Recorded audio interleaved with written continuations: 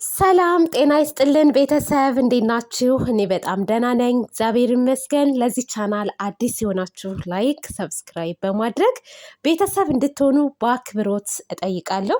ጨረቃ ፋሚሊዎች በጣም እየተጨናነቃችሁ ትገኛላችሁ በአሁን ሰዓት። አይኖ ያስጨንቃል ያለው ጉዳይ፣ ነገር ግን ማለት ነው የእውነት ነው የምላችሁ፣ እውነት ያለው እኛ ጋ ነው። እውነት ያለው ቡራ ጋ ነው።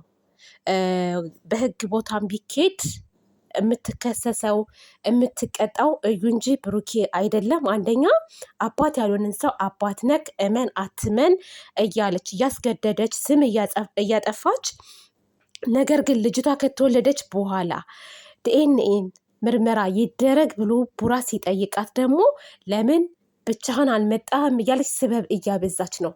ስለዚህ ምን መሰላችሁ፣ ቡራ ጠንክሮ ይይዘኛል፣ ስሙንም ባጠፋው ምንም ብል በቃ ኖርማል እንዴት ነው ንቆ ይተወኛል የሚለው ነገር አይምሮ ውስጥ አለ መሰለኝና ልክ ጠንከር ብሎ ሲመጣባት ለዛ ነው እዩ እያፈገፈገች ምክንያት እየፈጠረች ያለችው። ምክንያቱም እውነት የላትም። የመጣችበትን ምክንያት እኔ ደጋግሜ መናገር አያስፈልግም እንጂ አንደኛ ሀይሚዬ ቡራን ልታለያይ ነው፣ ቀጣይ ደግሞ ማለት ነው ጥቅም ፈልጋ ነው። ምንም ሌላ ነገር የለም ማለት ነው። እና በዚህ አጋጣሚ ቡራ ብቻ ሳይሆን መክሰስ ያለበት ወይም ምርመራ ማድረግ ያለበት ቢኒ ራስህ ማለት ነው። ይችን ሴትዮ ልጠረጥራት ይገባል። አንተ በየዋህነት ምናልባት አብርሃት ስለተኛ ብቻ ልጁ የኔ ነው ብለህ አምናካል። አብርሃት ስለተኛ ብቻ። ይቺ ሴት ግን ከብዙ ወንዶች ጋር ተኝታለች።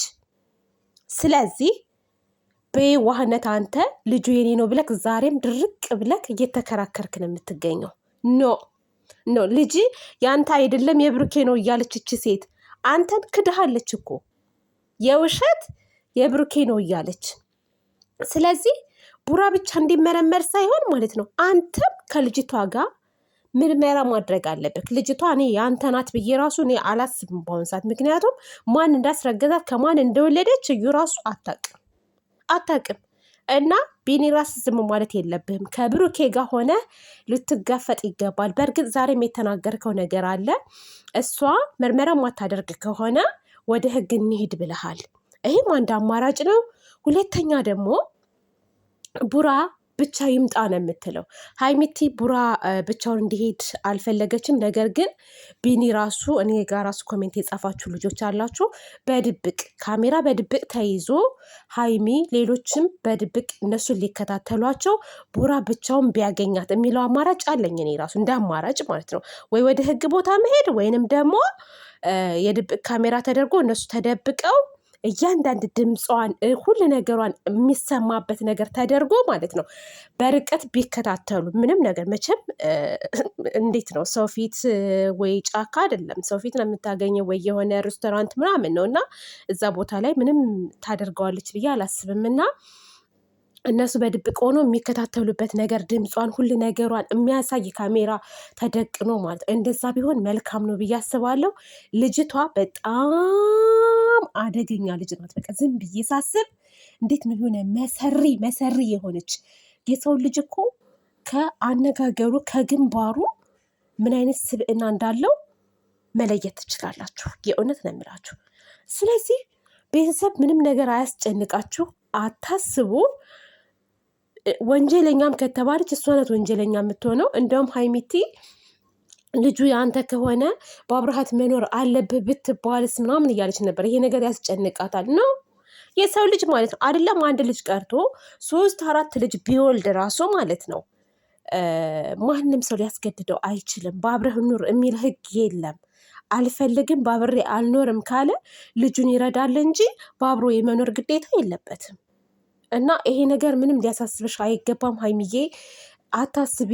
ከጎኑ ሁኚ፣ እኛም ከጎኑ ነን። እኔ ከቡራ ጎን የምሆነው ምናልባት ልጅቷ የእሱ ከሆነች የሚል ሀሳብ እኔ ጋር ምንም ነገር የለም። በነገራችን ላይ እኔ አንድ ቀን ፈርቼ አላቅም። ቤተሰብ የእውነት ነው አልፈራም። ምክንያቱም እዩ ይዛው የመጣችው አላማ አላት። በቃ ተልኮ አላት።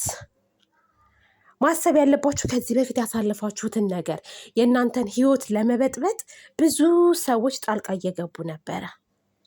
በአሁን ሰዓት ታውቃላችሁ ሰው 100,000 200,000 ከሰጣችሁት ማለት ነው የሰው ነፍስ ለማጥፋት የሚጋጋጥበት ጊዜ ላይ ነው ያለ ነው። አይደለም ይሄንን ለማለት ቀርቶ ማለት ነው። እና ከባድ ጊዜ ላይ ነው ያለ ነው። ሰዎች እናንተን ለመጉዳት በብዙ ነገር ሊመጡ ይችላሉ። ያልሆናችሁትን ሆኑ፣ እንደዚህ ያደረጉ፣ እንደዚህ ሆኑ ምናምን በቃ ብዙ ውጣ ውረዶችን ሊወጡ ይችላሉ እና እናንተ ግን ጠንካራ ሆናችሁ ምንም አይነት ክፍተት በሁለታችሁ መሀል ሳይፈጠር ኦዲየንስን ብትሆኑ ማለት ነው። እዚህ ጋ ነው አሁን እናንተ አንድነታችሁን ፍቅራችሁን ማሳየት ያለባችሁ። ከቡራም ከሀይሚዬም ጎን ሆናችሁ ቡራ ባነጋገሩ የሆነ ስህተት ቢሳሳት ቡራን ከመዝለፍ በቃ በርታ እንደዚህ ነው ምናምን እያላችሁ አንድ ሆናችሁ ይህንን ጊዜ እንዲያልፉ ማድረግ አለብን ማለት ነው እና ተመልካችም ጋር ሆነ ሀይሚ ጋር ቡራ ጋር ምንም አይነት ክፍተት መፈጠር የለበትም ብዬ ነው የማስበው በበኩሌ። እዩ ጉዳ ፈላ። ምክንያቱም ከባድ ወንጀል ነው የሰው ልጅ ካለ ስሙ ስም መስጠት።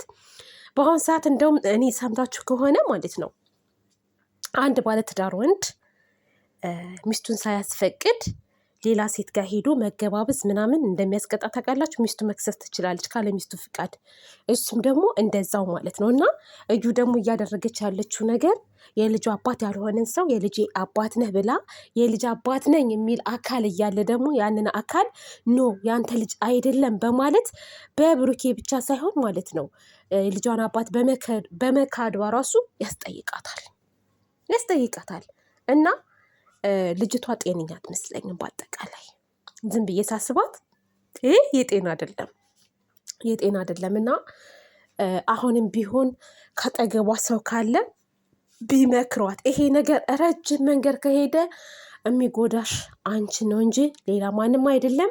እና ደግሞ አንድ አማራጭ ያመጣችሁት ልጅቷን እሷ ሳታቅ ጊዘን ብንሄድ ምናምን ያላችሁት ነገር አለ። እሱ ለእናንተ ከባድ ነው። እንደዛ እንዳታደርጉ በፍጹም። በዛ ነገር ደግሞ እናንተን ልትከሳችሁ ትችላለች። ልጄን ሰረቁኝ ምናምን ብላ ማለት ነው። እና ልጅቷን ለመውሰድ እንዳታስቡ፣ እናንተን የሚያስጠይቃችሁ ነገር እንዳታደርጉ። ምክንያቱም እናንተ በጣም ብዙ መረጃ አላችሁ፣ ብዙ ከመጀመሪያ እስከ መጨረሻ ድረስ ማለት ነው። እና ምንም አይነት ስህተት እንዳሰሩ እሷ እናንተ ስህተት እንድሰሩ ምናልባት እናንተ የሚያስጠይቃችሁን ነገር ልታደርግ ትችላለች እራሷ እዩ ማለት ነው። እና ተጠንቀቁ። በጣም ለምትናገሩት ነገር ሁሉ መጠንቀቅ አለባችሁ። ምንም አይነት ስህተት እንዳሰሩ ይህ ልጅ ምናምን ይዞ ሄዶ ምርመራ ማድረግ ምናምን ነው፣ በፍጹም እንደዛ እንዳታስቡ ማለት ነው።